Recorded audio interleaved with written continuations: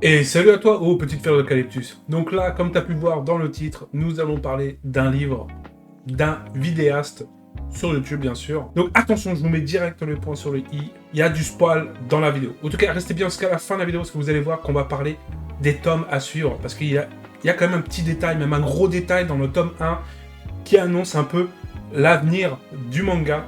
En tout cas, on y va. Donc là, forcément, on va parler du manga Instinct de Inostai et en collaboration avec Basile Monot et illustré par Charles Compin. Il a été publié le 21 novembre 2024 aux éditions Michel Lafon. Donc c'est un petit shonen qui contient 216 pages à peu près. Donc on va en parler tout de suite.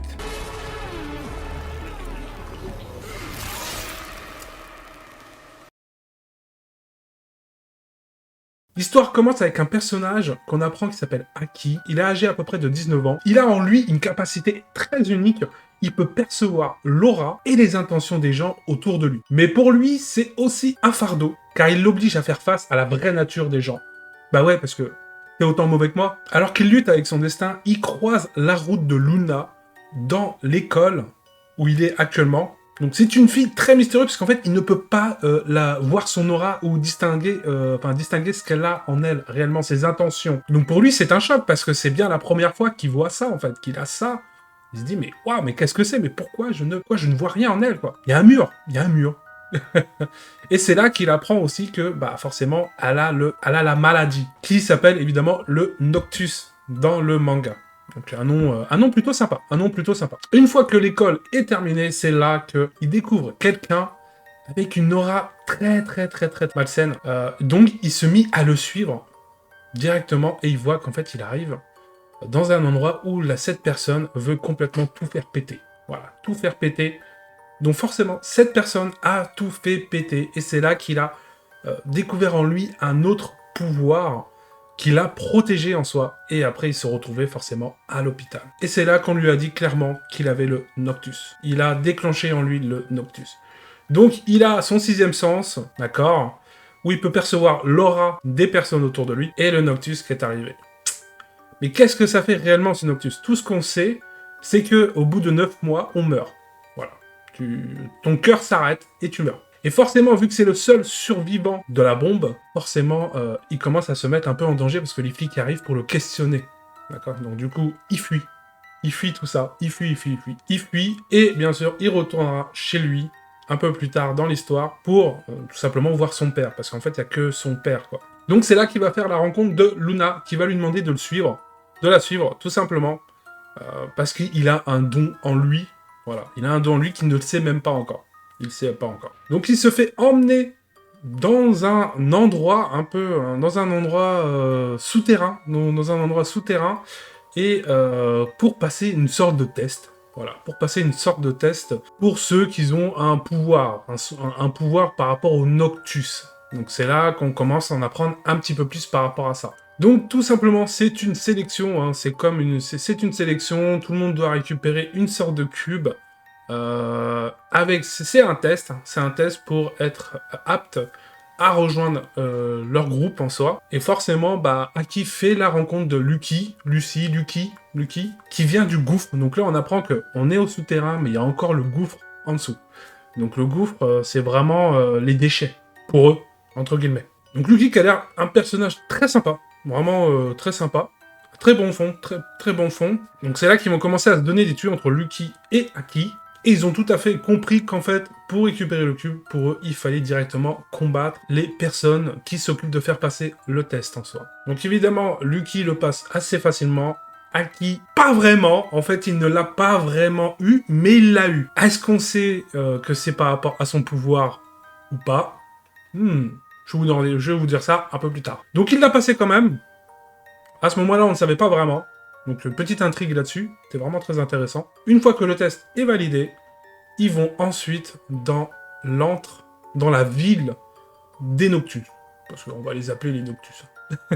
Donc, ils prennent une sorte de métro souterrain qui les emmène directement à la ville Agartha. Voilà, donc c'est la ville où les Noctus, ceux qui ont développé le Noctus, au pouvoir, on va plutôt dire même, ceux qui ont développé le pouvoir du Noctus sont présents dans cette ville. Donc on découvre qu'il y a plusieurs personnes qui ont des pouvoirs différents. Donc il y en a qui seront concentrés sur lui, l'odorat, le toucher. Donc on a un peu l'impression qu'il y a tous les 6 sens en fait. Le toucher, l'odorat, l'ouïe. Vous voyez ce que je veux dire? Là, voilà. Donc la vue aussi. Donc bon, je pense pas qu'il y a le goût quand même. Peut-être, hein, on sait pas. Peut-être qu'il y a le goût. Hein, peut-être qu'il y en a qui mangent des gens ou des choses pour retrouver la trace de certaines personnes. On sait pas. Bon, en tout cas, voilà. On a la vue, l'ouïe, l'odorat, le toucher. À voir, hein. À voir, à voir. Peut-être qu'on aura le goût. Hein. Ou peut-être pas. Peut-être pas. On verra à l'avenir. En tout cas, voilà. On arrive dans cette ville. Tout se passe très bien. C'est très chaleureux. Enfin, c'est très bien. C'est très bien.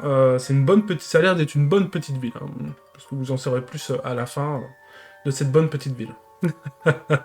Jusque-là, tout va bien. Mais c'est là qu'en fait, que Aki va découvrir que cette ville souterraine, Agartha, pardon, Agartha, on ne doit le divulguer à personne en soi. Donc forcément, on ne doit le divulguer à personne, mais il découvre aussi les fameux biscuits qui permettent de régénérer son Noctus à 0, de remettre son Noctus à 0. Donc il apprend que le Noctus, bah voilà, il y a un certain temps de vie, et qu'au bout d'un moment, il va falloir le remettre à 0 grâce à ces bonbons. Mais pour ça, il faut faire des missions. Ils disent travailler, mais grosso modo, c'est des missions. D'accord? Comme une quête. Il va falloir faire des quêtes. Donc, si vous faites des quêtes, ils auront droit au biscuit, qui va leur permettre de réduire la durée de vie. Je crois qu'un biscuit entier, c'est 3 mois, je crois. Je sais plus. Dites-le moi en commentaire. Je crois qu'un biscuit, c'est 3 mois, je crois. C'est pas les 9 mois, ça c'est sûr. Parce que à un moment donné, la nénette, elle prend un quart de biscuit, je crois, et ça lui fait 1 mois. Même pas 1 mois, je sais plus. Non, la moitié d'un biscuit ou un quart, je sais plus. Je crois que c'est 3 mois. Un biscuit, je crois que ça fait 3 mois. Je sais plus, j'ai plus exactement. Mais je crois que c'est ça. Mais je sais qu'un biscuit ne fait pas la totalité, quoi. D'après ce que j'ai capté. Peut-être qu'ils le disent pas forcément, mais peut-être qu'on le comprend comme ça. D'accord? Mais dites-le moi en commentaire, tiens. Au cas où si j'ai vraiment loupé ce passage. Bizarre. Ok. Donc là, on découvre ceci. Voilà, on se dit, bah ouais, c'est très intéressant. Très intéressant. Donc forcément, il apprend que il ne peut plus retourner à la surface parce qu'il a appris la ville, les personnes, les Noctus, le pouvoir des Noctus, tout ça, il a appris tout cet univers. Tout cet univers d'Agartha. Et donc, lui, grosse déception, parce que son père, il a le Noctus, alors qu'il a un remède. Un remède, c'est plutôt un ralentissement, une remise à 0 du Noctus pour son père. Donc, forcément, lui, d'un coup, dans sa tête, ça travaille, quoi. Ce qui est tout à fait normal, ça le travaille. Et là, il se casse. Il vole tous les biscuits de Luna, et il se casse rejoindre son père. Donc là, grosso modo, ça va très vite. Il se passe qu'il a réussi à sortir du souterrain avec un peu de difficulté en déployant une grande puissance de son Noctus contre Luna. Et forcément, il arrive à rejoindre son père. Tout à fait. Voilà. Donc il arrive à rejoindre son père, donc il lui apprend pas fort. Il lui dit même pas Agartha, d'accord? Et il dit juste que c'est un monde qu'il a découvert, un endroit qui pourrait le sauver. Lui comme moi, enfin, qui pourrait le sauver, qui pourrait l'aider en fait. Il dévoile pas grand-chose de ce monde. Il dévoile ni qu'il y a des pouvoirs, ni... Non, il dévoile vraiment pas grand-chose. Mais pour eux, la ville, Agarthania... les Agarthaniens, je crois que ça peut se dire comme ça. Hein. Les Agarthaniens, c'est une violation. Ils ne peuvent pas laisser passer ça. Du coup, forcément, ils se mettent à le pourchasser pour le faire passer en justice. Et c'est à partir de là, donc là, on arrive un peu à la fin du tome 1, bien sûr. Et c'est là qu'on aperçoit le boss. Un boss. Voilà. Un boss. Bon, je vais vous le dire, il s'appelle le boss ultime. Pour lui, c'est le boss ultime, en soi. L'inconnu. Au début, on distinguait l'inconnu, mais au final, c'est le boss ultime. Donc là, il apprend clairement, il fait, ouais, tu veux jouer de moi, mais n'oublie pas que moi, je suis le boss ultime, mon gars. Clairement, le mec, il impose direct son jeu, il fait, moi, je suis le boss ultime. On reconnaît un peu, quand même, le côté un peu Inoxtag et ses amis, hein, parce que maintenant, c'est ses amis, hein, son collaborateur, tout ça. Donc on voit un peu, je suis le boss, tu vois, je suis le boss, quoi. Comme si c'était le boss de la fin de la quête, quoi. La quête légendaire, tu vois. C'est drôle, ça c'est drôle. J'avoue, ce passage-là, j'ai fait, ah ouais, ok, d'accord. On est là. Ça c'est bien, ça, j'avoue, ça m'a fait kiffer. Enfin bref, du coup voilà un peu pour grossièrement l'histoire. Voilà, le boss de fin, voilà, il est présent. On découvre que il a le sixième sens, que Aki a le sixième sens comme le boss final. C'est pour ça que le boss final ne peut pas le tuer, parce qu'il l'intéresse énormément, Aki, et c'est là que tout s'arrête. Grosso modo, tout s'arrête à ce moment-là. Voilà, grossièrement un peu le spoil du manga. Maintenant, on va rentrer dans le vif du sujet. C'est parti. Du coup, au niveau de la critique pour ce manga, donc c'est un manga français, d'accord? Donc ça, déjà, il faut vraiment en prendre en compte. Les dessins sont différents de ce que vous pouvez lire. Moi, j'ai l'habitude de lire souvent, c'est du shonen aventure fantastique, un peu fairy tail, Demon Slayer, enfin... tous ces types de dessins-là que je trouve assez chouettes. J'adore ces dessins-là. De toute façon, vous pouvez voir un peu déjà quelques titres derrière, en soi. Bon, il n'y a pas tout, hein. Je vous le dis direct, il n'y a pas tous les titres derrière. Hein. J'en ai encore plein dans les cartons. C'est un truc de fou. Enfin bref, du coup voilà, donc faites attention, regardez bien, de toute façon je vous ai mis des photos, donc regardez si les dessins ça vous plaît, parce que déjà rien que ça, c'est parce que moi je sais qu'il y a des dessins qui ne me plaisent pas, donc il y a des mangas que je ne lis pas, parce que je ne peux pas, les dessins c'est pas possible. Voilà, c'est les goûts, les couleurs de chacun, tout simplement. Par contre, celui-ci, au début j'avais une petite appréhension par rapport au dessin. Je vous le dis clairement, j'ai eu une petite appréhension. Est-ce que c'était mon style ou pas? Donc j'ai commencé à feuilleter les 2-3 pages, et en vrai, bah j'ai kiffé. Voilà. Enfin, j'ai kiffé. J'ai bien aimé. Les dessins, ça va. Ça se voit qu'il y a encore de l'amélioration à faire, ce qui est tout à fait normal. Donc là-dessus, moi, je vais pas rester là-dessus, parce que bah, c'est normal en soi. C'est normal, c'est son tout premier manga, et je trouve que le pépère, bah c'est pas mal. Franchement, c'est bien. Continue comme ça, mon pépère. Tu dessines bien. Très bien. Franchement, tu dessines super bien. Non, là-dessus, j'avoue, j'ai rien à dire. J'ai rien à dire. Par contre, qu'est-ce que je dois en parler du manga? Bah oui, parce qu'en fait, c'est très très rapide. Je trouve que dans le manga, il y a beaucoup de choses, c'est très rapide. Il manque un peu hein, de souplesse sur certains détails, que ce soit les personnages ou l'histoire. Souplesse sur l'histoire. Là, ça va extrêmement vite, c'est vrai, mais c'est peut-être fait exprès. J'espère pas que ça va s'arrêter en 5 tomes.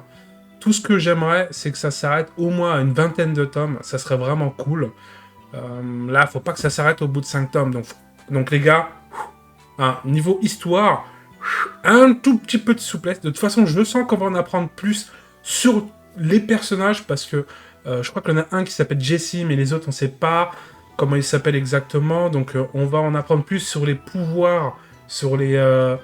pouvoirs, donc forcément les pouvoirs, les personnages, et sur Aki en lui-même, donc forcément son développement personnel, forcément, parce que bah il a beaucoup de choses à apprendre, hein. En grosso modo, il utilise ses pouvoirs, enfin, quand on voit son déploiement d'énergie du Noctus, c'est souvent sous la colère que c'est apparu cette puissance. Donc il ne la maîtrise pas du tout, il en est à peine conscient de ça. Donc forcément, voilà, son entraînement, sa maîtrise, tout ça, donc n'hésitez pas à avoir un petit peu de souplesse par rapport à ça. Surtout. Alors je suis pas je suis pas un grand expert niveau manga, non, je pourrais pas vous en dire plus. Mais là-dessus, ouais. Là-dessus, ouais, un petit peu plus. Pas trop non plus, hein, parce que sinon, après, ça devient un peu chiant. Un peu long, sinon. En fait, il faut trouver le juste milieu. Ça, c'est ce qui est le plus dur, c'est de trouver le juste milieu. En vrai, c'est vrai. Des mangas où on pourrait dire, tiens, c'est trop court, tiens, bah. Demon Slayer, il a 22 tomes. 22 tomes. Parfait. Parfait. C'est un super manga, Demon Slayer, manga épique, magnifique. Rien à dire sur ce manga. Enfin, bien sûr, il y a des choses à dire, mais en vrai, ça se lit très bien. Très, très, très bien. À part la fin, ça a été un peu vite. Un peu vite à mon goût sur certaines choses. Mais un peu trop vite. Ils auraient pu faire 2-3 tomes de plus pour laisser un peu de souplesse. Enfin, voilà. Sur certains points, vers la fin. Enfin, bref. Revenons au manga. Instant. Donc voilà les petits gars, bah moi j'ai beaucoup apprécié ce manga. Je sais pas, vous dites-moi en commentaire si vous avez aimé ce manga. J'avoue que j'ai bien aimé ce manga. J'ai même très apprécié ce manga. Je veux une suite. Clairement, je veux une suite. Voilà, je veux une suite au manga parce que maintenant ça y est, on a vu la fin. Et ça laisse plein de choses à imaginer. Donc voilà un peu sur la critique. Maintenant, parlons-en de la suite du manga. C'est parti. Premier détail, les petites fleurs d'eucalyptus. À votre avis, qu'est-ce qui est intrigue dès le début? Hop, première image. Vous voyez? Ok, jusque-là, tout va bien. La ville des Argarciens. Agartha. Agartha. Donc la ville d'Agartha, forcément, que vous voyez. Et maintenant, voici la deuxième image. C'est la ville d'Agartha. Et on voit clairement que c'est Aki qui l'a complètement détruite. Donc, on peut supposer, soit c'est lui, soit il a fait équipe avec quelqu'un, d'accord? Mais il a complètement détruit la ville. Donc forcément, on voit qu'à la fin du tome, il a été emmené à la ville d'Agartha. Je pense que soit il s'est un peu familiarisé avec la ville, et qu'après il s'est échappé en la détruisant, soit une fois réveillé à Agartha, il a complètement tout explosé. Moi je pense plutôt sur l'option numéro 1. Il s'est calmé un petit peu, ou alors une fois qu'il a retrouvé ses esprits et qu'il a vu qu'il a tué son père, je pense que c'est une vengeance par rapport à son père, mais une fois qu'il a détruit la ville, c'est là qu'il a pris conscience, parce qu'on le voit, tout simplement, le monstre que je suis devenu. Et ça, c'est pas lui au début du tome 1, c'est lui dans le futur. Donc c'est plutôt pas mal fait, et c'est surtout que on distingue qu'il a le manteau, hein, dans la première page. Il a le manteau. Toc, petit manteau. Moi, c'est quand j'ai vu la page en noir et blanc d'Agartha, je fais « Oh, chez mon pépère, tu l'as vu au tout début, là. Vraiment au tout début. Et là, j'ai vu, je fais « Ah ouais, ok, d'accord. » En fait, les pages en couleur, les premières pages en couleur, c'est le futur, en fait. Peut-être dans le tome 2 ou dans le tome 3. Je pense plutôt dans le tome 2, parce que je crois que j'avais vu une vidéo où ils avaient dit qu'ils avaient fait déjà les 2 premiers tomes, je crois. Je sais plus trop.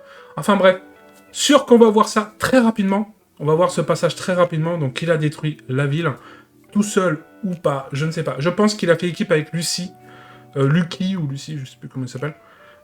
Donc, je pense qu'il a fait avec lui, parce qu'il a eu bon fond, ou pas, ou tout seul. Tout simplement, je pense, à cause de la mort de son père.